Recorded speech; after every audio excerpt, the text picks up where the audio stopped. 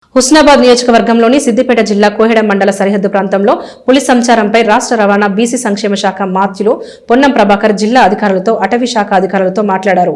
పులి దాడిలో చనిపోయిన పశువులకు త్వరలో ప్రభుత్వం తరపున నష్టపరిహారం చెల్లించేలా చర్యలు చేపడతామని అన్నారు.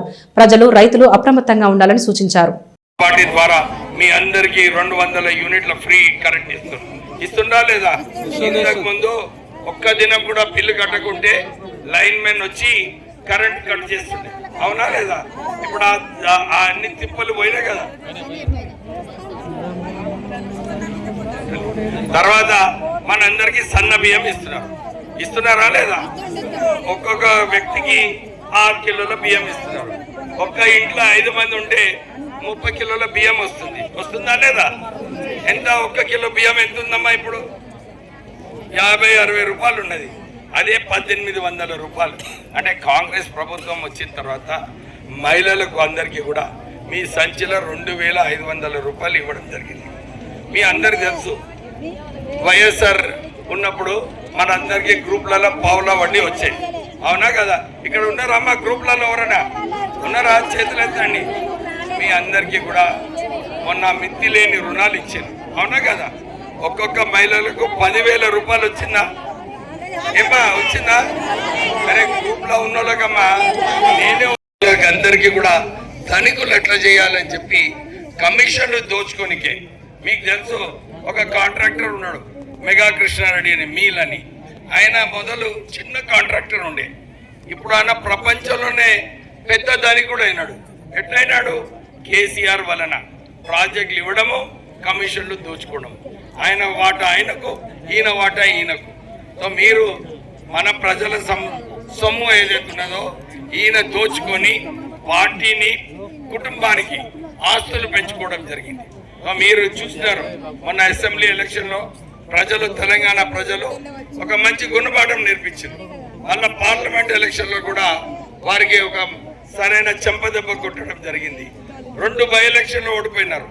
అయితే ఇప్పుడే మన డిసిసి ప్రెసిడెంట్ గారు ఏదైతే చెప్పినారో ఒక మంచి అవకాశం వచ్చింది. ఇప్పుడు మొన్న సర్పంచ్ ఎలక్షన్లలో కూడా మీరు సుమారు 100 సర్పంచ్లను గెలిపించి కాంగ్రెస్ జెండా అన్ని గ్రామాలలో ఎగరేయడం జరిగింది. కానీ ఇక్కడ ఎగరాలి కదా, మన మున్సిపాలిటీలో కూడా ఎగరాలంటే మన ఇప్పుడే ఈ 6 మున్సిపల్ కౌన్సిలర్స్ని మీరందరూ కూడా కాంగ్రెస్ పార్టీ తరఫు నుంచి గెలిపిస్తే మన మున్సిపాలిటీ కైవాసం అవుతుంది. మీరందరూ ఏదైతే ఎదురు చూస్తున్నారు, నేను మీ అందరికీ మాటిస్తున్నా, విశ్వాసం కల్పిస్తున్నా, ఈ ఎలక్షన్ల తర్వాత మిమ్మల్ని అందరినీ కూడా ముఖ్యమంత్రి దగ్గర తీసుకెళ్ళి ఏదైతే మీకు 450 కోట్ల R&R ప్యాకేజ్ రావాలో ఆ R&R ప్యాకేజ్ ఇప్పిస్తానని చెప్పి మీ అందరికీ కూడా నేను మాటిస్తున్నాను. మా నియోజకవర్గంలో అప్పుడు కాంగ్రెస్ హయాంలో పెద్ద పెద్ద ప్రాజెక్టులు కట్టినాము. అక్కడ కూడా ఇదే సమస్యలు ఉండే. R&R ప్యాకేజెస్, మహిళలు 18 సంవత్సరాల తర్వాత వాళ్ళకి కూడా భూమి కేటాయించాలి. అసలు మొదలు టిఆర్ఎస్ ప్రభుత్వంలో ఉన్నప్పుడు రైతులకు ఏదైతే వాళ్ళ హక్కు ఉన్నదో వాళ్ళకు R&R ప్యాకేజ్ ఏదైతే రావాలో అది ఇవ్వడానికి కూడా సిద్ధంగా లేకుండే. అప్పుడు కోర్టు జడ్జిమెంట్ వలన కాంగ్రెస్ ప్రభుత్వము ల్యాండ్ అక్విజిషన్లో 3 ఎత్తులు మీరు కంపెన్సేషన్ ఇవ్వాలి. ఎవరైతే మహిళలు ఉన్నారో 18 సంవత్సరాల పైన ఉన్న వాళ్ళకి కూడా ప్యాకేజ్ ఇవ్వాలని చెప్పి ల్యాండ్ అక్విజిషన్ యాక్ట్లో నేను మెంబర్ ఆఫ్ పార్లమెంట్గా ఉన్నప్పుడు పార్లమెంట్లో పాస్ చేయడం జరిగింది. కోర్టు తీర్మానం ఇచ్చిన తర్వాత మీ అందరికీ ఈ ప్యాకేజ్ ఇవ్వడం జరిగింది. కానీ సరిపోదు, ఎందుకంటే కాంట్రాక్టర్లకేమో లక్షలాది కోట్ల రూపాయలు వాళ్ళు అడుగుతూనే రేపటికి వారికి వాళ్ళ అకౌంట్లలో పైసలు పడతాయి. వాళ్ళ పైసలు పడితే అవన్నీ కూడా మన టిఆర్ఎస్ పార్టీకి, కల్వకుంట్ల కుటుంబ అకౌంట్లకు పోతున్నాయి ఆ పైసలన్నీ కూడా. కానీ మన బీద ప్రజలు ఎవరైతే వారి భూములు త్యాగం చేస్తున్నారో వాళ్ళకేమో కంపెన్సేషన్ ఇప్పటివరకు ఇవ్వలేదు. నేను మీకు మళ్ళొకసారి, ఇక్కడ మన నర్సారెడ్డి గారు ఉన్నారు, మన డిసిసి ప్రెసిడెంట్ గారు ఉన్నారు, మా కాంగ్రెస్ నాయకులందరూ కూడా ఎప్పుడు కూడా ఇదే విషయం మాట్లాడుతూ ఉంటారు. సార్, మల్లన్న సాగర్లో మా ప్రజలకు అన్యాయం అయింది, మీరు ఎట్లనైనా రావాలని చెప్పి చాలాసార్లు వాళ్ళు కోరినారు. నాకు కూడా అప్పుడు కాళేశ్వరం వ్యతిరేకంగా ఈ మల్లన్న సాగర్లో ఏదైతే పైసలు దుర్వినియోగం చేసిందో టీఆర్ఎస్ ప్రభుత్వము, దాని గురించి ఇక్కడికి వచ్చి విజిట్ చేద్దామని చాలా ఉండే. ఈరోజు ఈ అవకాశం వచ్చింది, ఈ ఎలక్షన్స్ వలన ఈవిడ రావడం జరిగింది.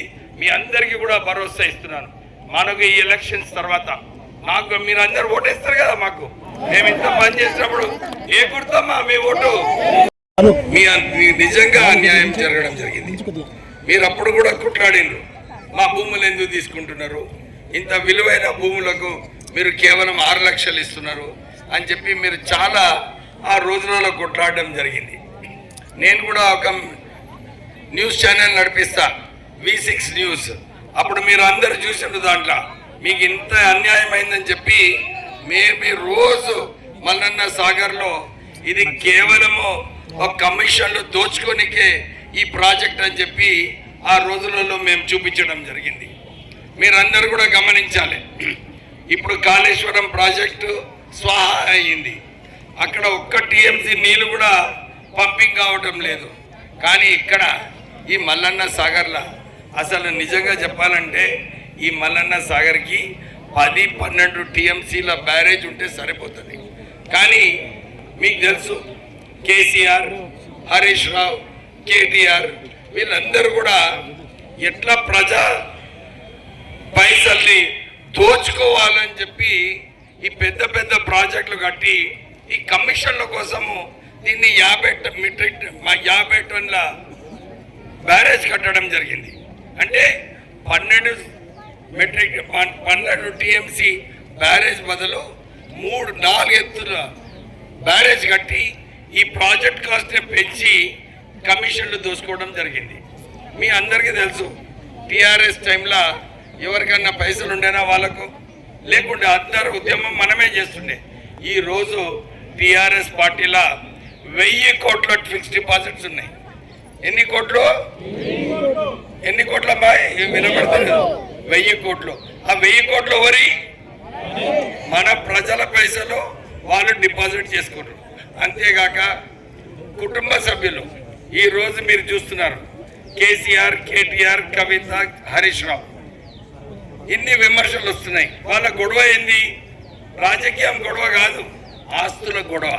ఎందుకంటే ఈ మల్లన్న సాగర్లో ఇన్ని కోట్ల రూపాయలు సంపాదించి వీళ్ళు లక్షలాది కోట్ల రూపాయలు ఆస్తులు మాకు కావాలని కొట్లాడుకుంటున్నారు. మీరు ఒక్క విషయం గమనించాలి, మన నిందితులు ఎవరైతే ఉన్నారో వీళ్ళకు R&R ప్యాకేజ్ ఇవ్వాలి, మీలో పైసలు ఇవ్వాలని చెప్పి 5 సంవత్సరాల నుంచి వాళ్ళు మర్చిపోయారు. ఇక్కడే కాదమ్మా, నా నియోజకవర్గంలో కూడా చెన్నూరులో కాళేశ్వరం కిందనే ఉంటుంది, అక్కడ 200 ఎకరాలు ప్రభుత్వం భూమి తీసుకుంది. ఇప్పటి వరకు ఒక్క పైసా కూడా ఇవ్వలే. కానీ నేను ఎమ్మెల్యేగా ఉండి ముఖ్యమంత్రి దగ్గర పోయి అరే నాకు ఒక 5 కోట్లు ఇవ్వమని చెప్పి రోజు 1 నెలకు 2 నెలలకు మొత్తం పైసలు తీసుకొని ఎల్లుండి నేను వాళ్ళందరికీ కూడా పైసలు ఇవ్వబోతున్నాను. కానీ ఇక్కడ మన గజ్వేల్లో ఇక్కడ మీరు చెప్పినట్టు ఇప్పుడే ఫ్రీ బస్ అంటే మాకు ఖర్చులు పెట్టేది అవసరం లేదని, కానీ రాష్ట్ర ప్రభుత్వము 9,000 కోట్ల రూపాయలు రాష్ట్ర ప్రభుత్వం ఆర్టీసీకి చెల్లిస్తుంది మహిళలు ఫ్రీ బస్ ట్రావెల్ చేయడానికి. సో మీరు అన్ని కూడా ఈ సౌకర్యాలు మన కాంగ్రెస్ ప్రభుత్వం ఇస్తుంది. మీరు ఈ వచ్చే ఎలక్షన్లలో మా కాంగ్రెస్ అభ్యర్థులను ఓటేసి గెలిపియాలి. ఇప్పుడే నర్సన్ అంటుండే సార్ ఇదంతా నడవది, వీళ్ళకు మన ప్యాకేజ్ గురించి మాట్లాడు అని చెప్పి చెప్తున్నాడు. నిజంగానే అదొక పెద్ద సమస్య. మీకు ప్యాకేజ్ వచ్చేది అవసరము.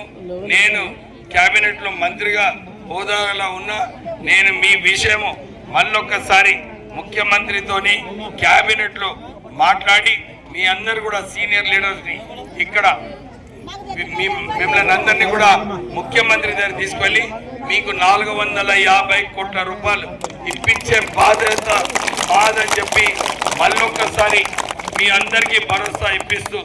కానీ మీకు కూడా ఒక పని ఉన్నదమ్మా, ఇంతకుముందు చెప్పినట్టు మా చేయి గుర్తుకి ఓటేసి గెలిపిస్తారు కదా, ఆ 6గురిని గెలిపియాలి. నాకు అప్పుడు ఒక హక్కు ఉంటుంది పోయి ముఖ్యమంత్రితో కొట్లాడడానికి. ఓడిపోతే ఆయన ఏమంటాడు, అరే పబ్లికే మీతో లేరు ఎందుకు ఇవ్వాలి అని అడుగుతాడు. అవునా కదా?